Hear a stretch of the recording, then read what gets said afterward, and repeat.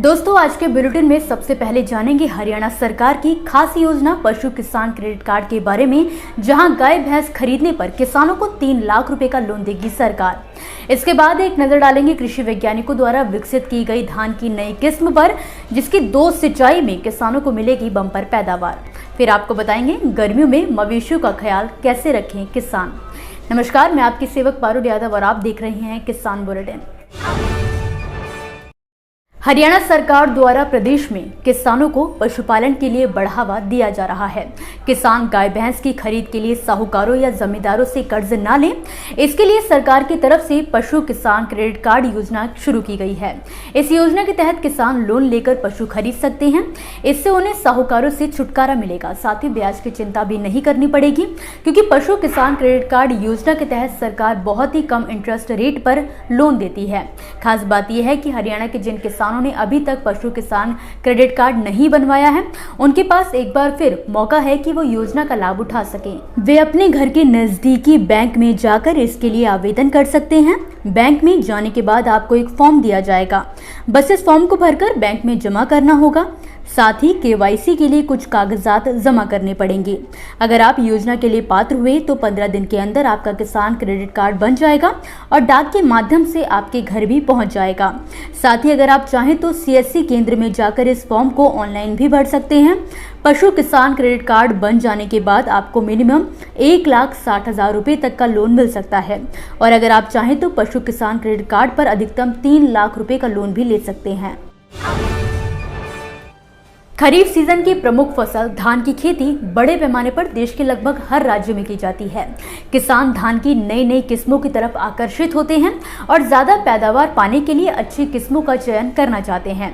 ऐसे में international rice research institute और काशी हिंदू विश्वविद्यालय ने किसानों के लिए धान की एक नई किस्म विकसित की है, जिसका नाम मालवीय मनीला सिंचित धान 1 है। धान की इस किस्म को फिलहाल पूरे देश के किसानों के लिए जारी किया गया है। बात करें इसकी खासियत की तो ये किस्म मात्र 115 दिनों में पककर तैयार हो जाती है।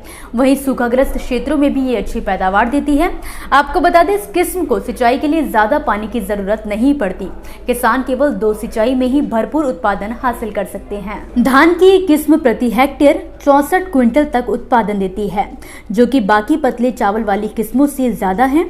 वहीं मनीला सिंचित धान 1 पर जलवायु परिवर्तन का खास असर नहीं होता है। इस धान का तना 102 से 110 सेंटीमीटर होता है, जो अन्य धान के मुकाबले काफी ज्यादा मजबूत है, जिसकी वजह से ये हल्की फुल्की आंधी और ओले से प्रभावित नहीं होता।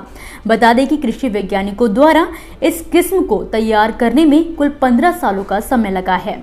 हालांकि इस किस्म के बीज किसानों को मई 2024 तक ही उपलब्ध करवाए जाएंगे।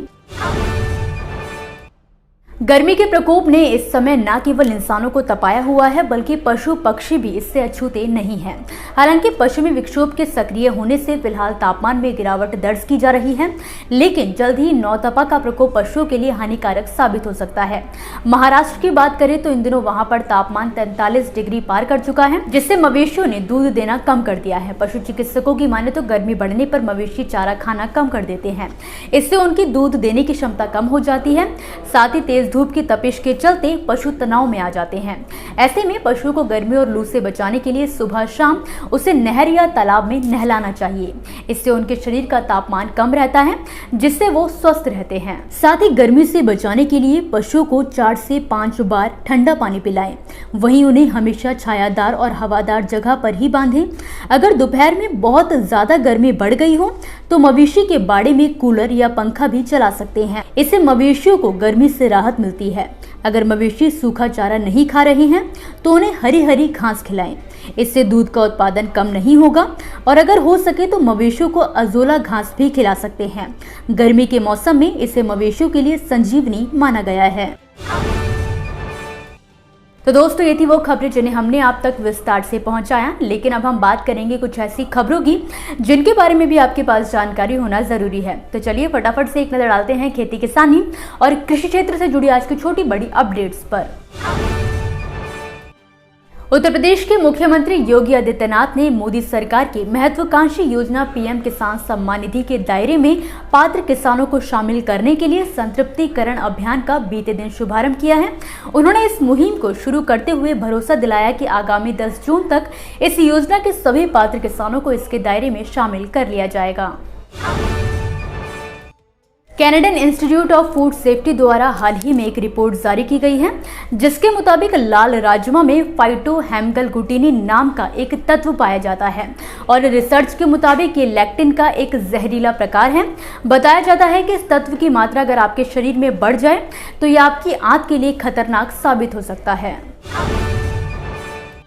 भारतीय निर्यात आयात बैंक ने मुजफ्फरपुर के लीची ग्रोअर्स एसोसिएशन ऑफ बिहार से जुड़े किसानों को निशुल्क सोलर स्वचालित कोल्ड रूम देने का फैसला किया है, जिसमें किसान अपनी लीची रख कर स्टोर कर सकते हैं ताकि लीची की गुणवत्ता और सेल्फ लाइफ बढ़ाई जा सके। बिहार के किसानों की आय को दोगुना करने के लिए सरकार उद्यानिकी और व्यापारिक फसलों की खेती को बढ़ावा दे रही है। वहीं बिहार के किशनगंज जिले की चाय को जीआई टैग भी मिल चुका है। ऐसे में सरकार द्वारा प्रदेश भर में किसानों को चाय की खेती पर सब्सिडी देने का ऐलान किया गया। इच्छुक किसान अधिक जानकारी के लिए चाहे तो बिहार उद्यानिकी विभाग के पोर्टल horticulture.bihar.gov.in पर ऑनलाइन आवेदन कर सकते हैं। उत्तर प्रदेश विद्युत विभाग ने किसानों की समस्याओं को देखते हुए बिजली आपूर्ति का नया शेड्यूल जारी किया है। इस शेड्यूल में हर क्षेत्र को 2 भागों में बांटा गया है। नए शेड्यूल से पूरे उत्तर प्रदेश को विद्युत आपूर्ति की जा सकेगी और खास बात यह है कि इसमें कटौती का समय भी किसानों को पहले से पता रहेगा। इसी के साथ आज के किसान बुलेटिन की बड़ी खबरों में फिलहाल के लिए बस इतना ही। आप मुझे दीजिए इजाजत और देखते रहिए ग्रीन टीवी। नमस्कार। देखिए ग्रीन टीवी यूट्यूब पर भी, बस सब्सक्राइब करें और बेल आइकन दबाएं।